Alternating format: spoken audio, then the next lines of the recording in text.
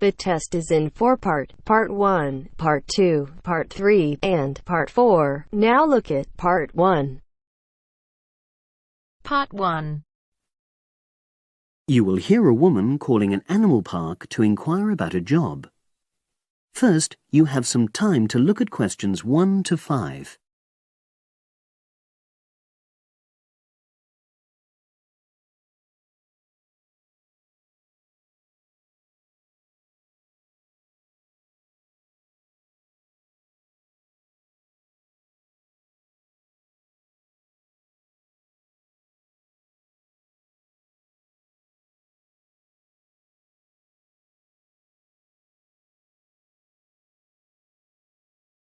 Now we shall begin.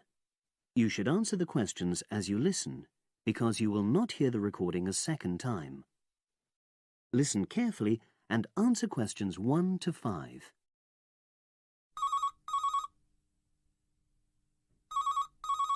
Bender's Animal Park, hello. Oh, hello. I'm ringing to ask whether you have any jobs available. What sort of work are you looking for? Is that permanent or part-time or... Actually, I'm just looking for temporary work. I'm a student. Oh, right. I'll just get a form and ask you a few questions. Then I'll pass your application on to our recruitment section. Is that okay? Fine, thank you. So, starting with your name. It's Jane Lammerton. Is that Lammerton?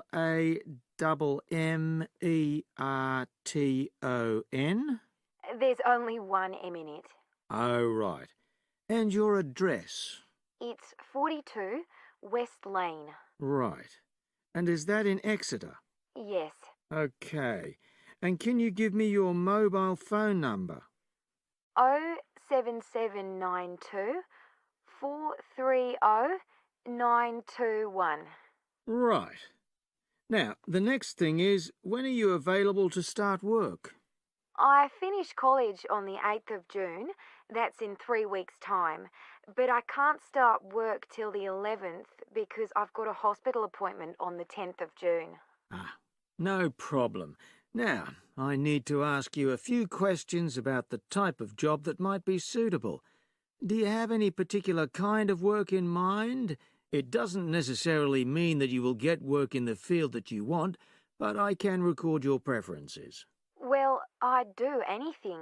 And I have worked as an assistant animal keeper before, when I was still at school. But I'm studying at a catering college now, and I'd really like to get some experience as an assistant cook, if possible. Right. So that's your first choice.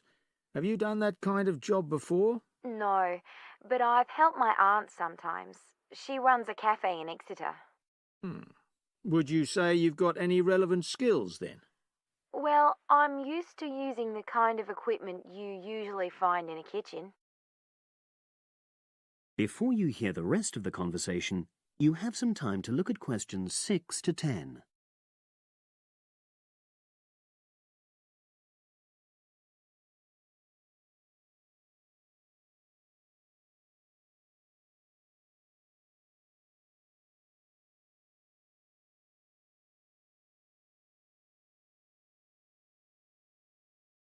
Now listen and answer questions 6 to 10.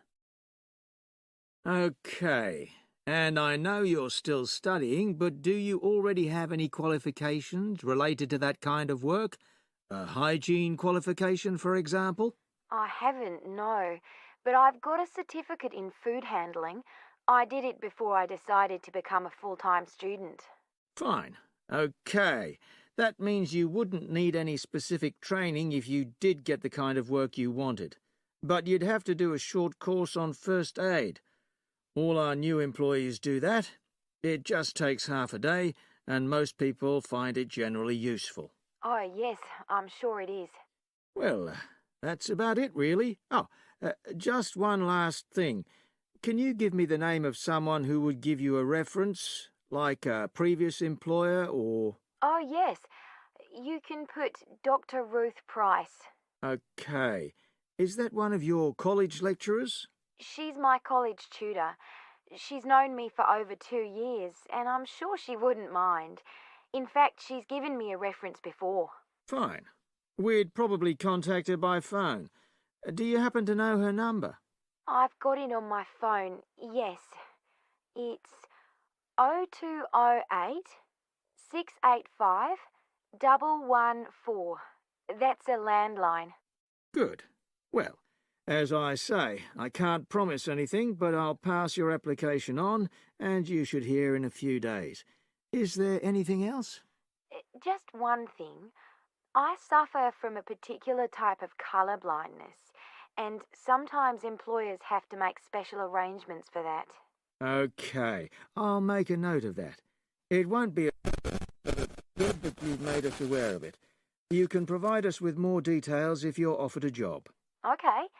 Thanks very much. Bye. Bye. That is the end of part 1. You now have half a minute to check your answers.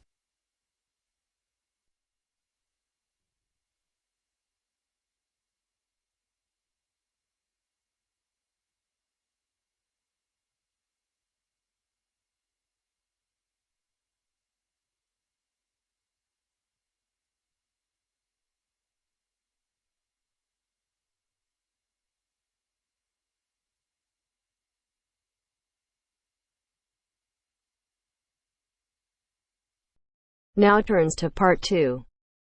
Part 2. You will hear 2 engineering students, a woman in her 6th year called Linda and a man in his 5th year called Matthew, discussing the benefits of student work placements. First, you have some time to look at questions 11 to 16.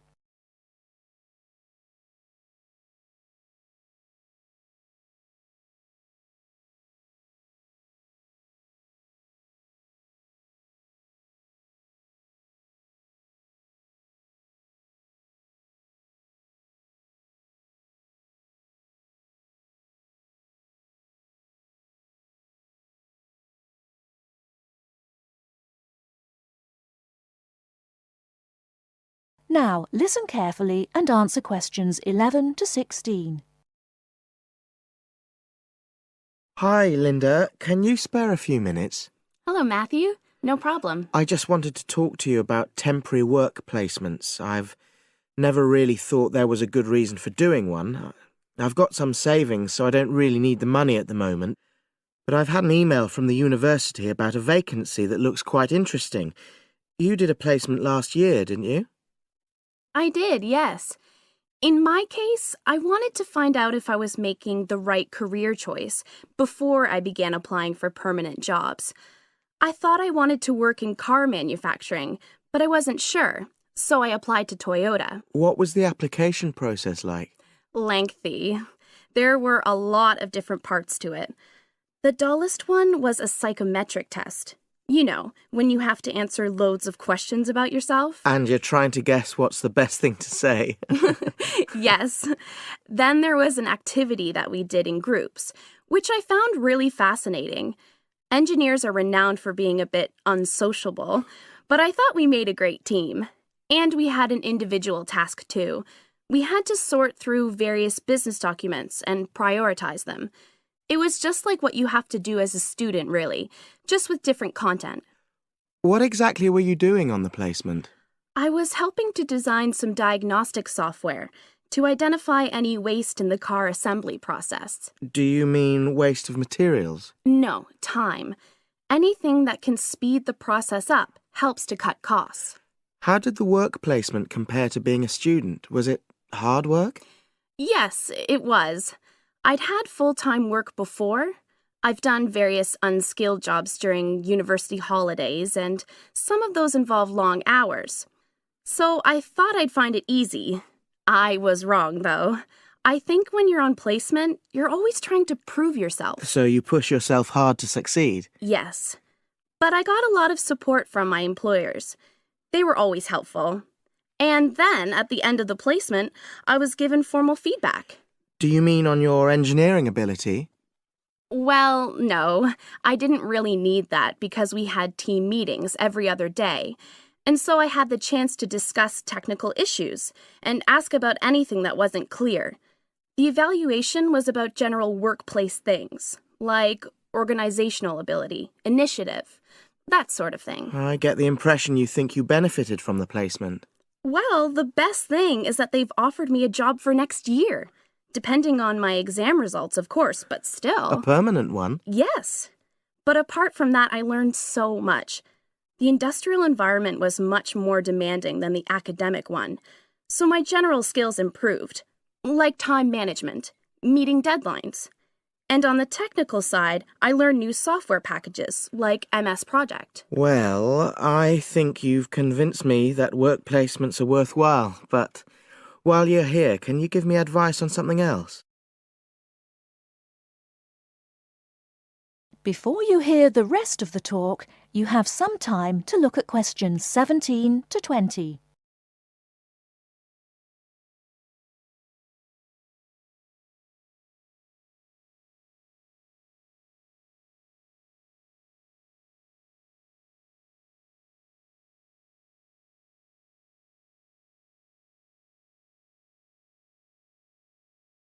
Now listen and answer questions 17 to 20.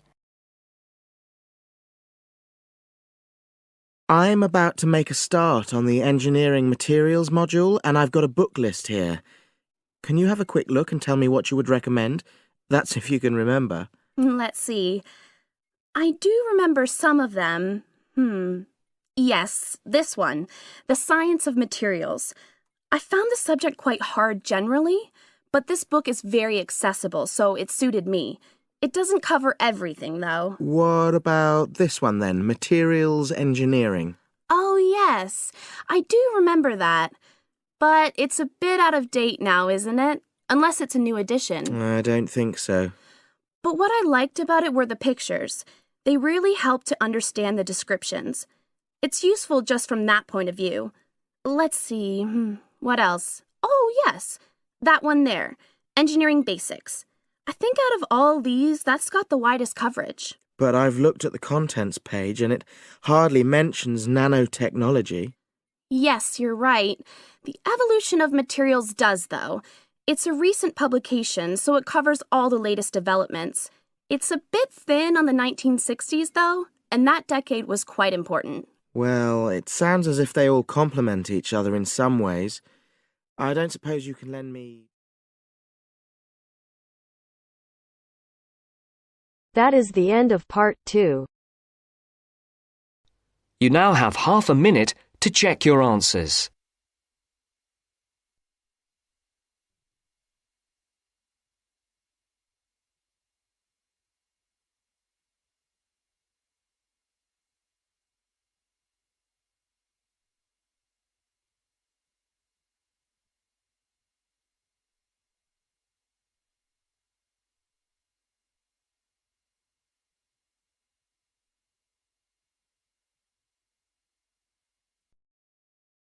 Now turns to part 3. Part 3. Maria is a student at university. She has handed the first draft of an essay to her tutor. The tutor has read it, and now they are discussing ways the essay can be improved. First, you have some time to look at questions 21 to 25.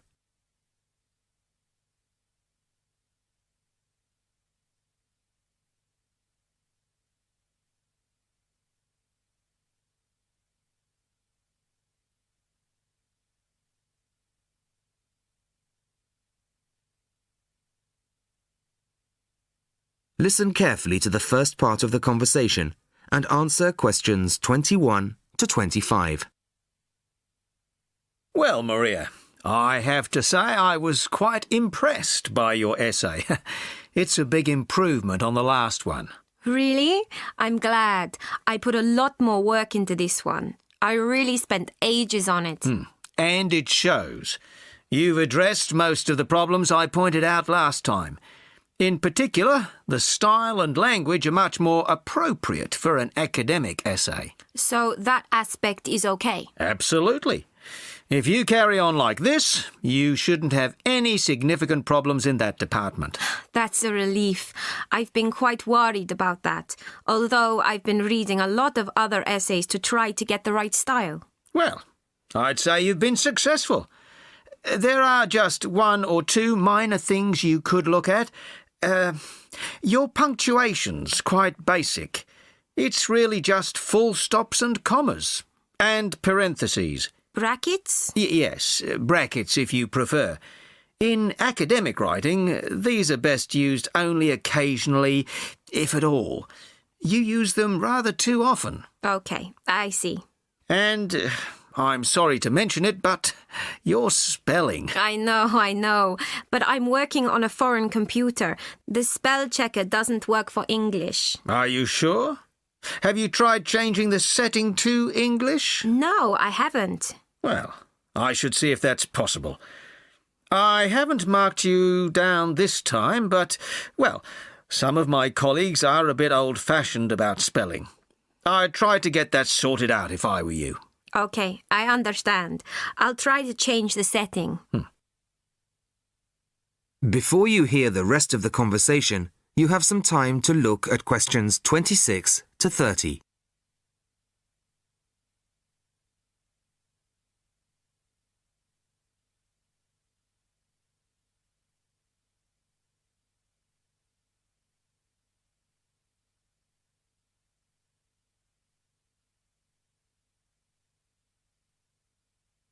Now listen and answer questions 26 to 30. The only major problem I have with the content of your essay is the introduction. The introduction should, well, introduce the theme of the essay. You've put some of the most important points there. For example, this bit. The statistics about the growth of railways in the 1850s.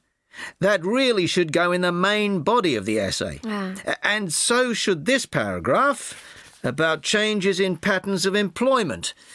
In general, I'd say your introductory section should be no more than half as long as it is at the moment. OK. And I should move those points forward? Precisely. And going back to the railways, they're one of the most significant factors for change in this period. But apart from those statistics in the introduction, you only briefly mention them.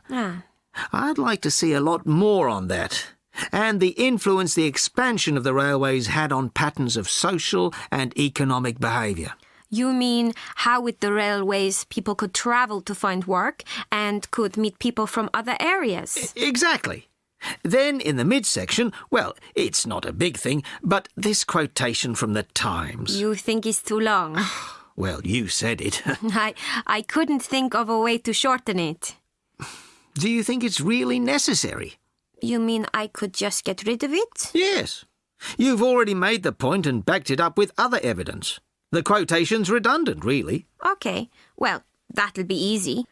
There were various other minor points, which I've noted in the margins. You can look at those later. But moving forward to the end here, I wasn't quite sure what this meant. The final paragraph? Yes.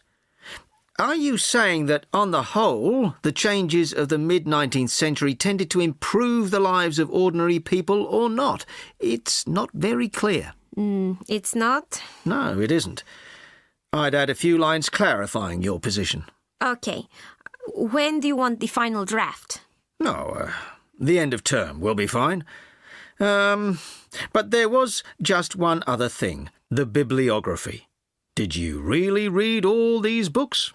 No. Just the books you actually consulted will be fine. You don't need to include everything ever published on the subject. Right, OK. Thanks. Bye. Goodbye. That is the end of part 3. You now have half a minute to check your answers.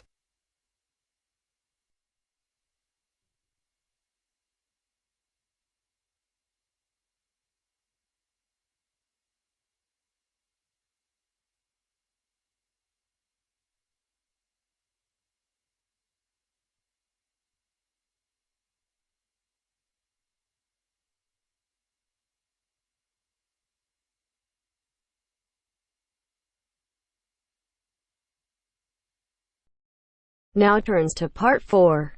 Part 4. You will hear a talk on research in the Indian Ocean. First, you have some time to look at questions 31 to 40.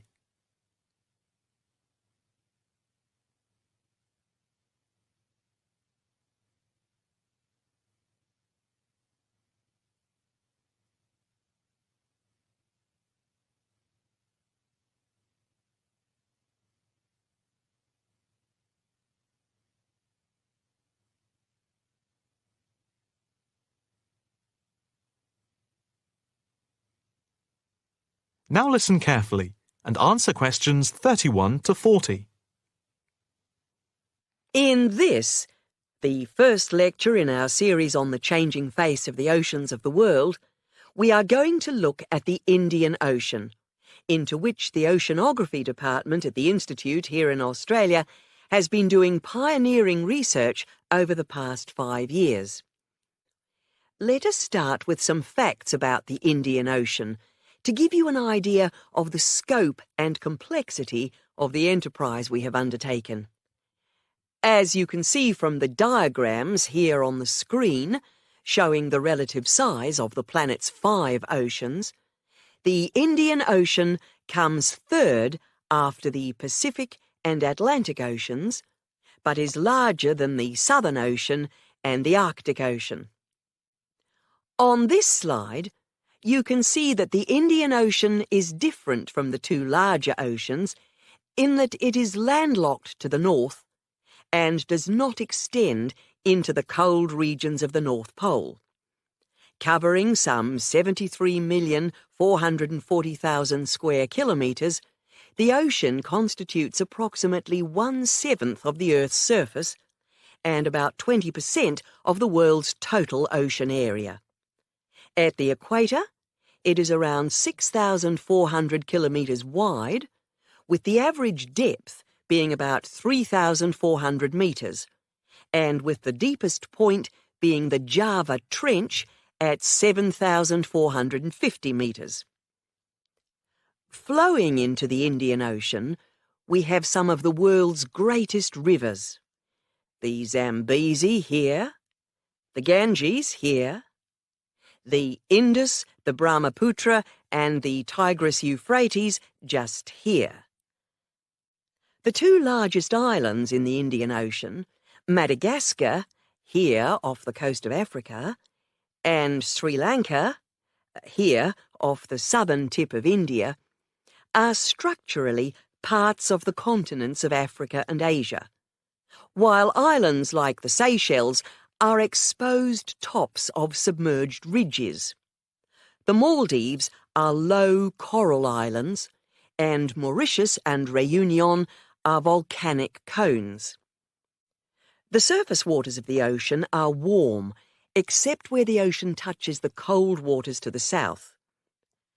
A network of scientists, mainly oceanographers and meteorologists from around the world, are monitoring changes in the ocean's temperature and acidity, especially where it meets the Southern Ocean, in order to see how global warming is having an effect on the waters there. An assessment is also being carried out on how this is impacting on low-lying habitats and peoples in the more populated coastal regions around the rim of the ocean. In the warmer north, islands are vulnerable to even the subtlest changes in sea levels and tides, so they are being closely watched. Moreover, a close eye is being kept on wind changes, especially alterations to the monsoon rains, typhoons, cyclones, and any other natural phenomena. In addition to the information sent from the ship that we have stationed off Antarctica, in the south of the Indian Ocean, data are being transmitted round the clock from buoys anchored at various points around the ocean. 5 of these buoys are observing ice packs and icebergs coming into the Indian Ocean from Antarctica. Besides the buoys, data on cloud cover and wind and temperature change are received by satellite. Satellite images are also being used to record the size of the icebergs from the moment they break off from Antarctica. Their course is then mapped as they move out into the Southern Ocean. Here at the Institute, the raw data from the various sources are received and the information is then constantly processed by a bank of computers. Once the data have been collated, the next step in the process is the analysis by experts here and at centres around the world, looking for even the slightest shift in patterns of temperature, wind, and sea levels. In the light of the fact that this is a global enterprise, the Institute is staffed 24 hours a day with researchers working in shifts, and we are in constant contact with centres all around the world. In total, 900 experts from around the globe are involved in the programme. The work at the Institute is now into the 5th year of a 10-year data collection, which began in 2003. The analysis of the 5 years to 2008 will be published early in 2009. However, changes in patterns are already being noticed since the data have been gathered. That is the end of part 4. You now have half a minute to check your answers.